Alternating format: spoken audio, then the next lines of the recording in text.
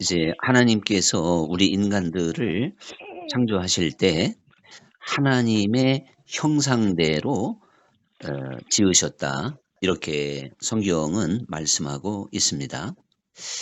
그래서 하나님께서는 다른 짐승들과는 달리 우리 인간에게만 하나님의 형상, 그 모습대로 창조하셨다고 말씀을 하시고 있습니다.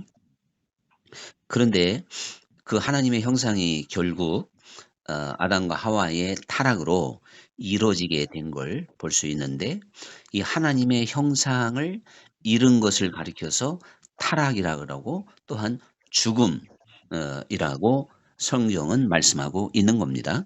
하나님의 형상을 잃게 되면 하나님과의 교제의 대상이 될 수 없기 때문에 그런 것이죠.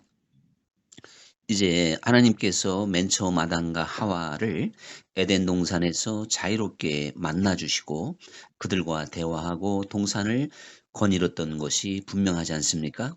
그런데 범죄한 그 인간은 이제 에덴 동산에서 추방을 당하게 됐고, 더 이상 하나님의 영광을 볼 수 없고 하나님과 더불어 교제할 수 없는 대상이 되어져 버렸던 걸 우리는 알 수가 있죠. 그런데 예수님께서는 이제 "내가 너희 안에 있어 너희는 나와 더불어 먹고 나는 너와 더불어 먹으리라." 이렇게 말씀을 하심으로 결국 우리를 하나님의 교제의 대상으로 다시금 이끄시는 그러한 하나님의 세계를 보여주고 있습니다. 이것은 바로 잃어버린 하나님의 형상을 우리가 찾는 일이 되는 것이죠. 우리가 하나님의 형상을 다시금 회복받고 찾아야만이 하나님과 더불어 먹고 마시며 이것이 곧 교제의 대상이 되는 것이다. 그런 이야기입니다.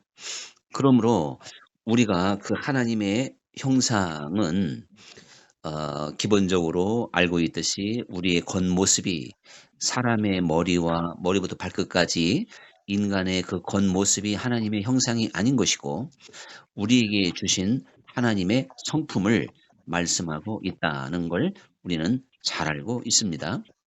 그래서 짐승에게는 없는 것이 우리 사람에게 있는 성품이 있는데, 이것이 곧 하나님의 형상이요 하나님의 성품인 걸 볼 수가 있습니다.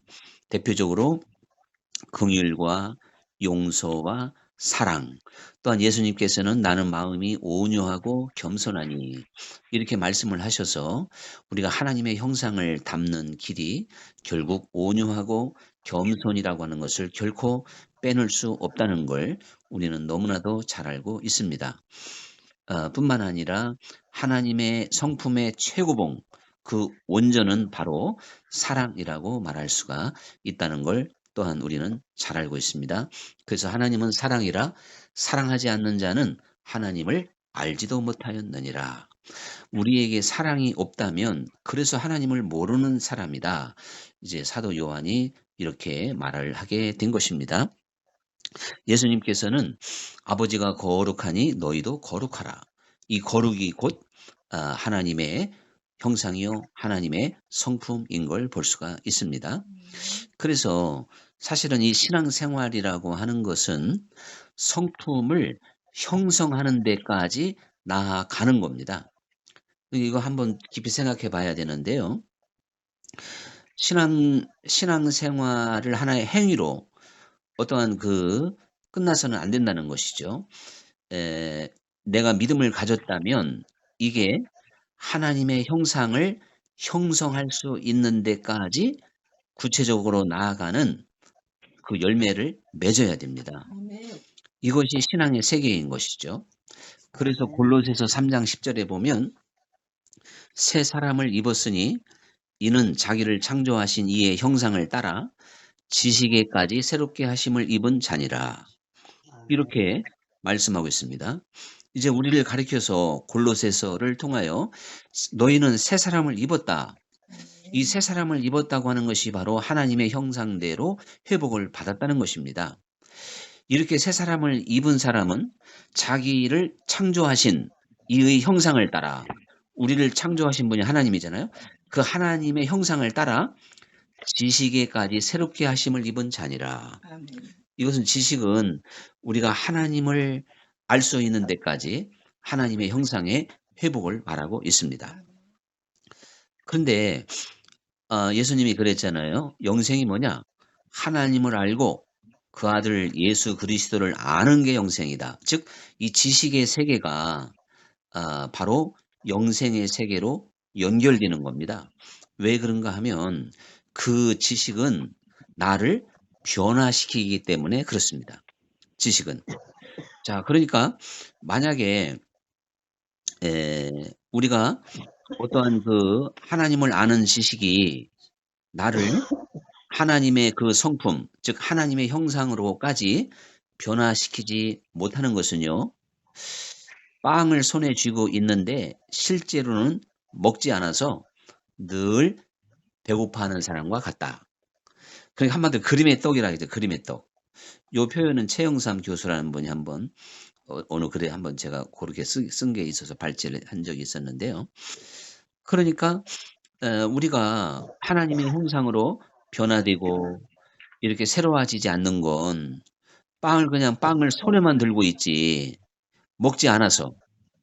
그러니 늘 배가 고프니까 빵이 있으나 마나잖아요. 그럼 우리가 하나님을 아는 지식이요. 나를 변화시키지 못하면 마치 이와 같은 것이다. 이렇게 이제 우리가 설명해 볼 수 있습니다. 예수님께서 이렇게 말씀을 하셨습니다. 내 살은 참된 양식이요. 내 피는 참된 음료라.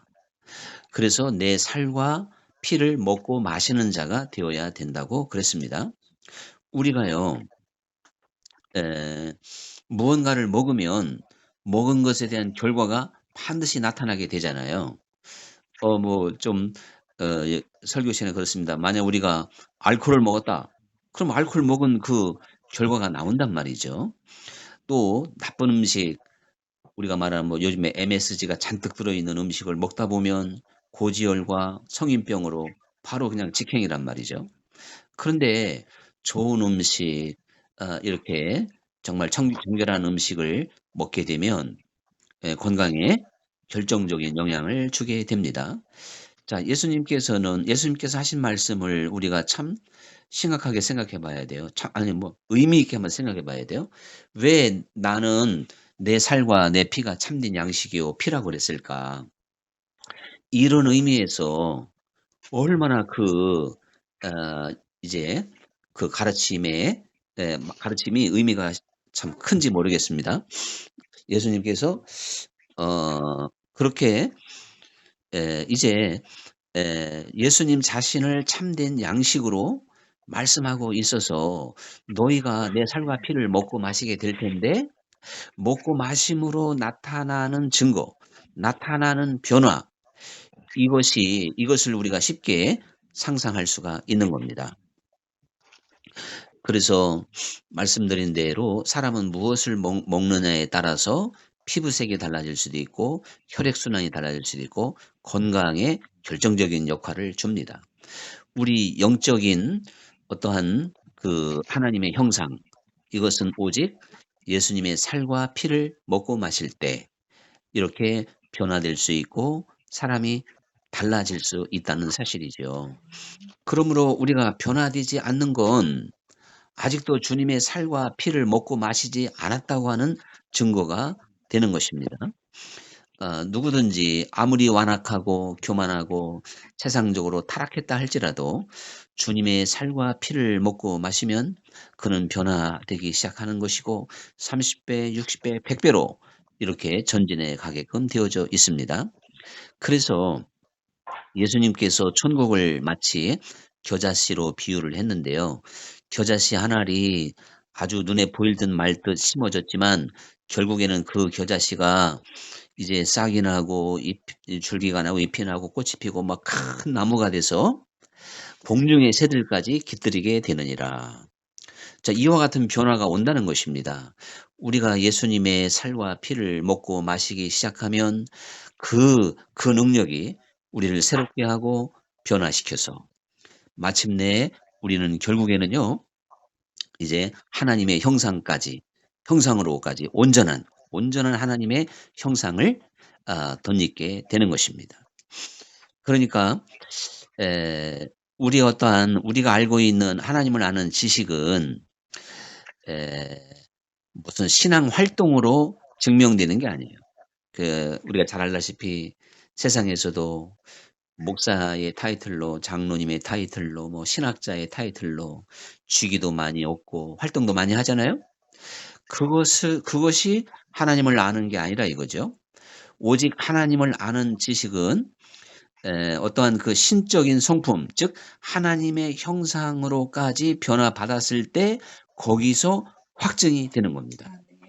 그래서 하나님을 아는 지식은 사람을 변화시키고 바로 그 사람이 이제 하나님의 형상을 입은 사람이다. 그런 이야기죠. 그래서 베드로후서 1장에 보면요. 우리를 가리켜서 세상에 썩어질 것을 피하여 신의 성품에 참여케 하기 위하여 불렀느니라. 자, 여기서 아주 결론을 내려주고 있잖아요. 너희를 하나님이 왜 불렀느냐? 세상에 즉 버러지와 짐승의 형상대로 사는 것이 아니라 신의 성품에 참여케 하기 위하여 불렀다는 겁니다. 아멘. 그러면서 그 신의 성품이 뭐냐면 믿음의 덕을, 덕의 지식을, 지식의 절제를, 절제의 인내를, 인내의 경건을, 경건의 형제 우애를, 형제 우애의 사랑을 공급하라. 아멘.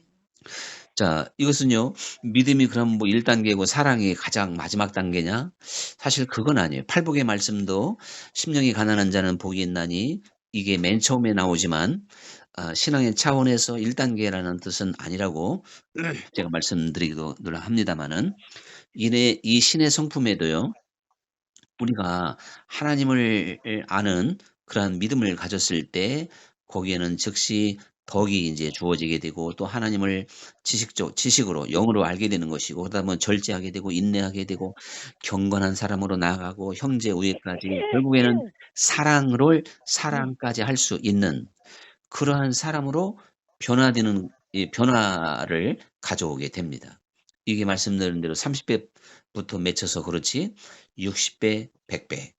우리는 최하 30배라도 맺어야 돼요. 근데 요 30배만 맺게 되면요. 참 넘어질 때가 많아요. 100배로 맺는 사람이 언제나 실족하지 않고 언제나 승리하는 그러한 신앙생활을 하기 때문에 온전한 단계라고 말할 수 있겠고 또한 위험하지 않다. 이렇게 이제 말씀드릴 수가 있을 텐데 베드로 후서에서는 계속적으로 아주 중대한 말씀을 들려주고 있습니다. 이렇게 신의 성품에 참여케 되는 일이 믿음에서 사랑까지 나아가야 된다고 하는 걸 가르쳐 준 다음에 이 베드로가 어떻게 말하고 있냐면 우리가 이 신의 성품에 꼭 참여하면 6가지 현상이 벌어진다는 겁니다. 우리 베드로후서 1장 1절에서부터 1장을 한번 예배 끝나고 한번 읽어보시면 돼요. 6가지 현상이 나타나는데 첫째가 열매 없는 자가 되지 않는다는 것입니다. 다시 말하면 신의 성품, 즉 하나님의 형상을 우리가 회복해야만이 열매 없는 자가 되지 않는다는 거예요. 우리는 예수님께서 또한 그 세례 요한도 마찬가지고 이제 이미 도끼가 나무 뿌리에 놓였는데 열매 맺지 않는 나무마다 찍어 불에 던진다. 또한 예수님께서도 포도원의 비유나 또한 이제 많은 비유를 통해서 무화과의 비유를 통해서도 그렇고 열매가 없으면 그 이제 그 말라지게 그러니까 그것을 거두어 불에 태운다고 하는 그러한 비유의 말씀을 여러 군데서 들려주고 있다는 걸 우리는 잘 알고 있습니다. 결국 이 열매라고 하는 건 결과거든요. 즉 믿음이라고 하는 이것이 결과가 즉 하나님의 성품으로 나타나야 된다고 하는 것. 즉 나타나기 때문에 나타나야 된다기보다는 이건 나타날 수밖에 없는 거기 때문에 하나님의 나라는 열매를 찾는 나라입니다. 열매를 구하는 나라입니다. 이 열매가 바로 하나님의 형상이요 하나님의 성품이다. 그런 이야기죠. 그리고 두 번째로 그의 옛 죄가 깨끗게 됨을 잊지 않은 자다 그랬어요. 그런데 이렇게 신의 성품 즉 하나님의 형상을 회복받지 못하면 그의 옛 죄가 깨끗게 됨을 잊은 자니라. 베드로는 이렇게 말했거든요. 이것은 다시 말하면 용서받은 것에 1만 달란트를 탕감받았는데 100데나리온을 용서하지 못함으로 탕감의 효과가 없어진 사람처럼 그런 결과가 온다는 것이죠. 그리고 세 번째로 맹인이 되지 않는 것이다 그랬어요. 우리가 하나님의 형상으로까지 가지 못하면 맹인이 되는 겁니다. 영적 세계에서 맹인이 된다고 하는 건 육신의 세계에서도 말할 것도 없지만 어둠에 있는 이들을 말하고 있거든요. 그래서 예수님께서도 맹인이 맹인을 인도하면 둘 다 구덩이에 빠지려니와 이렇게 말씀하고 있잖아요. 우리가 하나님의 형상을 받지 못하면 말 그대로 앞을 볼 수 없는 그 영혼의 소유자입니다. 그러면 밤낮 걸려 넘어지고 빠지고 저 절벽 아래 떨어지게 되고 불구덩이에도 들어가고 이렇게 물속에도 빠지고 이렇게 할 수밖에 없기 때문에 하나님 나라의 주인공이 되지 못한다고 하는 건 너무나도 확실한 일이 되는 것이죠. 이제 또한 네 번째로 부르심과 택하심을 굳게 하는 거라 그랬어요. 우리가 하나님의 형상으로 계속 나아가는 것만이 나를 부르시고 택하심을 굳게 하는 것이다. 즉 견고하게 하는 것이다. 베드로는 이렇게 설명하고 있습니다. 그리고 다섯 번째로 언제나 실족하지 아니하리라 그랬어요. 여기서 실족이라고 하는 건 범죄하는 걸 말하거든요. 우리가 하나님의 형상으로 회복받지 못하니까 부지불식간에 넘어지고 쓰러지고 범죄하고 세상적인 삶을 버리지 못하는 겁니다. 그런데 만약에 지금 1살짜리 돌 지난 아이가 말이죠. 어른들이 넘어지지도 않고 걷기도 하고 막 달리는 걸 보면 신기할 거예요. 아니 어떻게 저렇게 달리는데 넘어지지도 않지. 이 1살짜리는 하루에 아마 한 100번은 넘어질 겁니다. 100번이 뭐예요? 그 이상 넘어지잖아요. 그런데 하나님의 형상을 회복받아야만이 우리가 실족하지 않는 것이다. 즉 넘어지지 않는다. 이렇게 말씀을 하시게 됐습니다. 그리고 어 베드로 그 후서에서 마지막으로 영원한 나라에 들어감을 넉넉히 주시리라. 영원한 나라에 하나님 나라에 들어갈 수 있도록 그를 보장해 주는 게 된다 그런 이야기죠. 그러니까 결국 우리가 새 하늘과 새 땅을 지금 꿈꾸고 있잖아요. 예수님께서도 내가 저 천국에서 너희가 거할 처소를 다 만들면 너희를 부르러 오겠다. 그 처소가 바로 새 하늘과 새 땅인데 그 새 하늘과 새 땅을 만드시는 분은 하나님이세요. 또는 뭐 예수님이라고 이제 해도 되는 것이고. 그런데 그 나라에 들어갈 주인공은 우리잖아요. 그러니 이 땅은요. 그 새 하늘과 새 땅에 들어올 지금 주인공을 만드는 기간입니다. 주인공을. 우리가 그 나라의 주인공이 되기 위해서 지금 이 땅에서 사실은 계속 만들어져야 돼요. 변화되는 건데 이게 바로 하나님의 형상을 회복받는 것이다.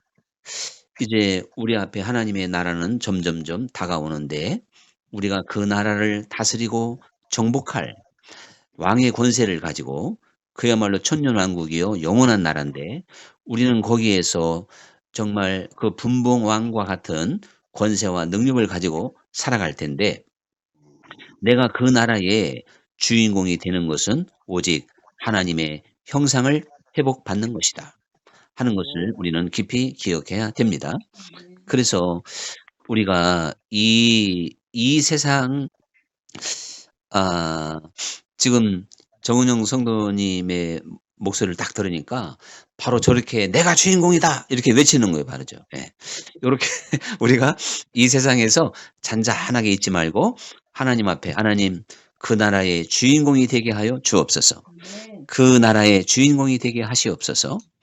이렇게 할 수 있는 정말 우리가 사람들이 되기 위하여 우리의 삶은 다른 것이 아니라 그러니까 바로 경건에서 경건으로 나아가는 경건의 연습, 금생과 내생의 약속이 있는 경건의 연습을 언제나 멈추지 않음으로 말미암아 하나님의 형상을 온전히 회복받아 실족하지 않고 승리하며 주와 동행하는 우리의 삶이 되어야 되겠습니다. 기도하겠습니다. 감사하신 아버지 하나님, 오늘도 우리가 사순절 첫째 주일을 맞이하여서 하나님의 형상대로 지음을 받은 우리 사람들을 생각해 보며, 그러나 범죄함으로 하나님의 형상을 잃었지만 예수 그리스도를 통하여 다시금 우리의 죄를 용서하시며 하나님의 형상을 회복하기까지 우리를 성령으로 이끄시고 역사하시는 하나님을 또한 우리는 깨닫고 있습니다. 언제나 성령을 의지하여 또한 그리스도의 보혈을 힘입어 우리가 하나님의 형상으로 나아가기를 힘쓰는 삶이 되게 하여 주옵소서. 예수님 이름으로 기도하옵나이다. 아멘. 아멘.